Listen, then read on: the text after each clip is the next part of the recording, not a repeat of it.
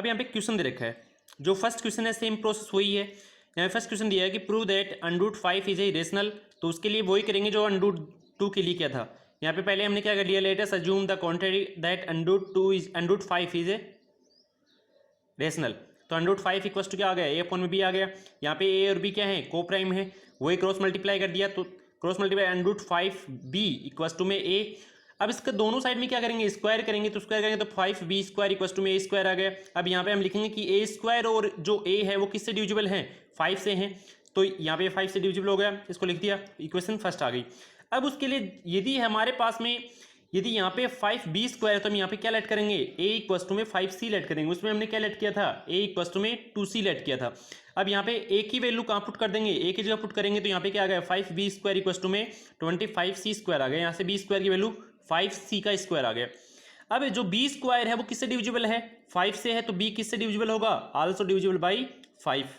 From equation first और second, from equation first और second से हम क्या लिख सकते हैं, यहाँ पे हम ये लिख सकते हैं कि a and b having common factor 5। यहाँ पे a और b का कॉमन फैक्टर क्या है, क्या रखते हैं a और b, एक कॉमन फैक्टर इनका 5 है। लेकिन ऐसा नहीं होना चाहिए, क्योंकि हमारे पास में क्या लिखा था कि a और b क्या है, को प्राइम नंबर है। तो so your hypothesis is wrong, under 5 is irrational. तो ये हमारे पास में क्या है, अंडर 5 क्या हो जाएगा, इरेशनल नंबर हो जाएगा। यहाँ पे आपका ये फर्स्ट क्वेश्चन कंप्लीट हो गया है। अब इसमें सेकंड टाइप का क्वेश्चन देखा है इसमें कि प्रूव दैट 3 प्लस में 2 अंडर 5 इज इरेशनल। तो हमने लेट कर लिया, let us assume the contrary that 3 plus में 2 अंडर 5 इज रेशनल। रेशनल करेंगे तो इसको a अपॉन बी के इक्वल टू ले लिया, तो a और b क्या यहाँ पे क्या है, को प्राइम नंबर है। तो यहाँ से हमें क्या निकालना है, यहाँ से हमें अंडर 5 की वैल्यू निकालनी है, जो मैंने यहाँ से अंडर 5 की वैल्यू निकाल दी। तो अंडर 5 की वैल्यू निकालेंगे तो अंडर 5 वैल्यू क्या आ गई यहाँ पे, a माइनस का 3b अपॉन में 2b कंप्लीट हो गया। अब यहाँ पे लिखेंगे सो a माइनस का 3b अपॉन में 2b इज ए रेशनल।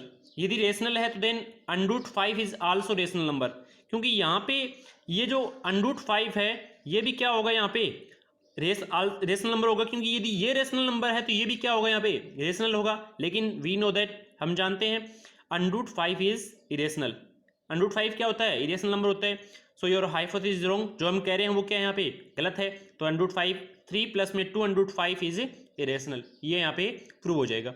समझाया इसमें, सेम वैसे ही करना है इसमें। ये सेकंड टाइप का क्वेश्चन है, और जो फर्स्ट जो क्वेश्चन था वो फर्स्ट टाइप का, ये सेकंड टाइप का। दो टाइप के आपके क्वेश्चन है 1.3 में, और दोनों ऐसे ही इसमें आपके वो करने। अब इसमें थर्ड क्वेश्चन दिया है कि प्रूव दैट 1 अपॉन में अंडर 2 इज इरेशनल, ये आपको दे रखा है इसमें। तो इसमें ये तीन टाइप के क्वेश्चन है, फर्स्ट क्वेश्चन ये है, थर्ड सेकंड क्वेश्चन ये है, थर्ड क्वेश्चन ये है।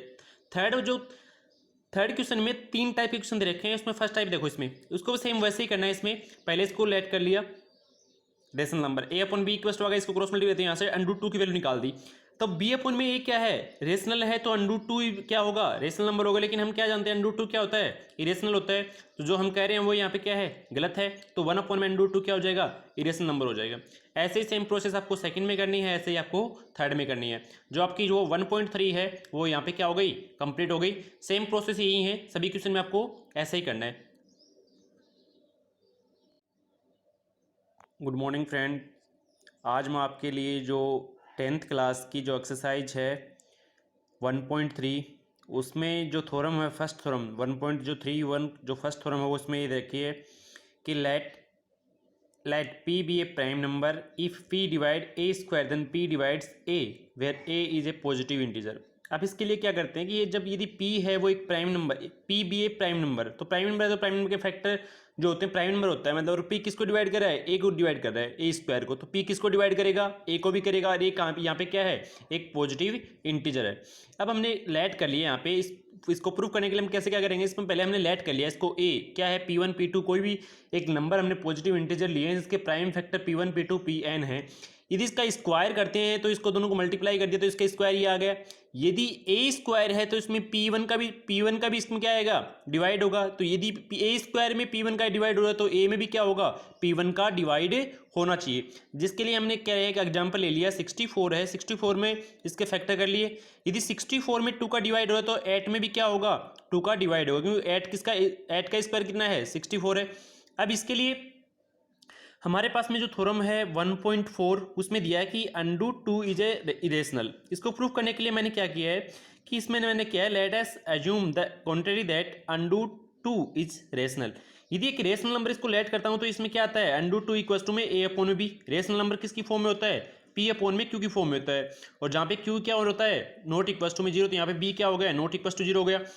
Where a and b are coprime, तो यहाँ पे क्रॉस मल्टीप्लाई करेंगे तो under two b equal to a आ गया। अब दोनों साइड में स्क्वायर कर दिया, स्क्वायर करने के बाद हमारे पास में क्या आ जाएगा यहाँ पे इसका, अब यहाँ पे मैंने स्क्वायर कर दिया, square taking square on both sides, square करेंगे यहाँ पे आ गया अंडू टू बी की होल स्क्वायर इक्वल टू में ए का स्क्वायर, तो यहाँ से टू बी का स्क्वायर इक्वल टू में ए स्क्वायर आ गया। अब देखो यहाँ पे ये टू बी स्क्वायर किसका मल्टीपल है, यहाँ पे इसके मल्टीप्लाई में कितना है, टू है, तो ये बी ए, यदि ये बी स्क्वायर टू से डिवाइड होता है तो ए स्क्वायर भी किससे डिवाइड होगा, टू से डिवाइड होगा। तो यहाँ पे लिख दिया मैंने कि a square is divisible by two, तो a also divisible by two. Let मैंने लेट के लिए यहाँ पे कि ए इक्वल टू में टू सी, यहाँ पे मैंने लेट किया यहाँ पे, तो क्या आ जाएगा यहाँ पे two b square equal to में टू सी की होल स्क्वायर, कंप्लीट होगा यहाँ पे। तो two b square equal to में फोर सी का स्क्वायर, तो बी स्क्वायर इक्वल टू में टू सी का स्क्वायर। अब देखो यहाँ पे टू सी का स्क्वायर है, तो यदि सी स्क्वायर टू से डिविजिबल है तो बी स्क्वायर भी क्या होगा, टू से डिविजिबल होगा। तो यहाँ पे B square is divisible by two, तो B also divisible by two. यहाँ पे फर्स्ट सेकंड क्वेश्चन आ गया यहाँ पे। अब ये फर्स्ट और सेकंड से हम क्या लिख सकते हैं कि ए और बी क्या है, हैविंग कॉमन फैक्टर टू। अब यहाँ पे ए और बी है, वो इसके कितने कॉमन फैक्टर हैं, इसका एक कॉमन फैक्टर टू है, लेकिन हमने स्टार्टिंग में क्या लिया था कि ए और बी को प्राइम नंबर है, तो मतलब उसका दो है वो फैक्टर नहीं होना चाहिए। अब इसका दो फैक्टर नहीं होना चाहिए, तो हम जो कह रहे हैं वो क्या है यहाँ पे गलत है। So your hypothesis is wrong, undo two is a irrational. ये यहाँ पर जो फर्स्ट जो टाइप का जो क्वेश्चन था, इसमें जो फर्स्ट टाइम जो थ्योरम हम प्रूफ करते हैं वो थ्योरम इसमें कंप्लीट हो गई यहाँ पे।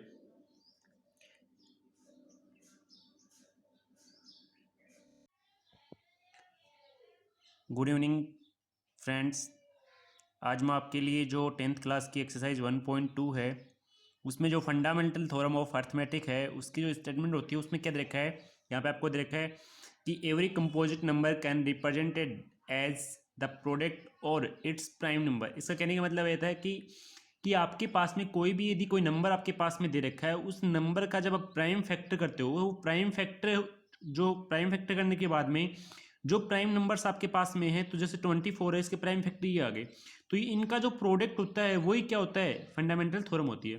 कहने का मतलब होता है किसी भी नंबर का हम प्राइम फैक्टर करते हैं, वो प्राइम फैक्टर जो प्राइम नंबर आए हैं उनका प्रोडक्ट ही क्या होगा, फंडामेंटल थ्योरम होगी।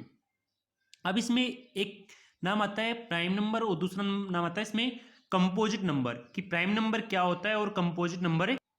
अब जो प्राइम नंबर की डेफिनेशन होती है कि prime number can divisible by one and only itself, कि जो वन से और स्वयं से जो डिवाइड होता है वो नंबर प्राइम नंबर होता है। और कंपोजिट नंबर क्या होता है कि जिसके फैक्टर होते हैं वो क्या होते हैं, दो इससे ज्यादा होते हैं। दो फैक्टर होते हैं वो तो प्राइम नंबर होगा, लेकिन दो से ज्यादा जिसके फैक्टर होते हैं वो कौन सा नंबर हो गया, कंपोजिट नंबर हो गया। इसमें कंपोजिट नंबर हो गया। यहाँ पे फर्स्ट क्वेश्चन दे रखा है कि इनके जो आपको प्राइम फैक्टर करने हैं, तो फर्स्ट का प्राइम फैक्टर इसमें कर दिया कि सबसे पहले हमने प्राइम फैक्टर इसमें क्या किया है कि यहाँ पे 140 है, तो यहाँ पे लास्ट में जीरो है, जब इसके लास्ट में 0 2 4 6 8 हो उसको 2 से डिवाइड करते हैं, सबसे छोटा प्राइम नंबर होता है, फिर 2 से डिवाइड किया तो इसके प्राइम फैक्टर कंप्लीट हो गए यहाँ पे। अब इसको प्राइम फैक्टर की फॉर्म में लिखेंगे तो 140 इक्वल टू लिख दिया, प्राइम फैक्टर कंप्लीट हो गया। ऐसे ही 156 का प्राइम फैक्टर हो गया, यहाँ पे लास्ट में 6 है तो इवन नंबर है तो 2 से डिवाइड किया, यहाँ पे भी इवन नंबर है 2 से डिवाइड करते हैं। यहाँ पे 9 है, 9 क्या है, ओड नंबर है, तो इसमें इनका दोनों डिजिट का यदि सम 12, ये मतलब जिसका सम होता है, डिजिट का सम जो सम होता है वो यदि 3 से डिविजिबल है तो वो कंप्लीट नंबर किससे डिविजिबल होगा, 3 से होगा। इसका प्राइम फैक्टर कर लिया। ऐसे ही 3825 का प्राइम फैक्टर किया तो यहाँ लास्ट में 5 था तो इसमें 3 का डिवाइड किया, या फिर लास्ट में जिसका 5 होता है तो यहाँ 5 का डिवाइड भी करते हैं। तो इनका जो प्राइम फैक्टर हैं वो फर्स्ट क्वेश्चन में यहाँ पे कंप्लीट हो गए हैं।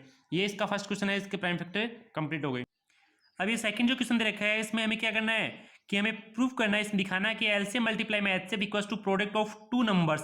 तो आपके पास में ये फर्स्ट नंबर यहाँ पे 26 और 91 है, तो इसका सबसे पहले प्राइम फैक्टर किया तो 26 का प्राइम फैक्टर ये कंप्लीट हो गया, 91 का जो प्राइम फैक्टर ये, तो यहाँ पे एचसीएफ ऑफ 13 और दोनों में कॉमन क्या है, यहाँ पे 13 है तो यहाँ पे 13 इसमें कॉमन है तो यहाँ पे एचसीएफ 13 आ गया। और एलसीएम निकालेंगे तो कॉमन है वो तो ये लिख दिया, और बाकी जो बचे हुए नंबर इसके मल्टीप्लाई में गए तो ये इसका क्या हो गया, एलसीएम हो गया। अब उसको लिखना क्या है, प्रोडक्ट ऑफ टू नंबर्स, दोनों का प्रोडक्ट किया, दोनों को मल्टीप्लाई किया नंबर्स को, तो इसका नंबर ये आ गया। और एलसीएम और एचसीएफ का जो मल्टीप्लाई है वो दोनों क्या है, इक्वल है। तो हमारे पास में क्या हो गया, ये प्रूव हो गया, इसमें जो हमें शो करना था वो कंप्लीट हो गया। ऐसे ही में सेकंड और थर्ड क्वेश्चन लिखना है इसमें, ये इसमें सेकंड और इसका थर्ड पार्ट हो गया।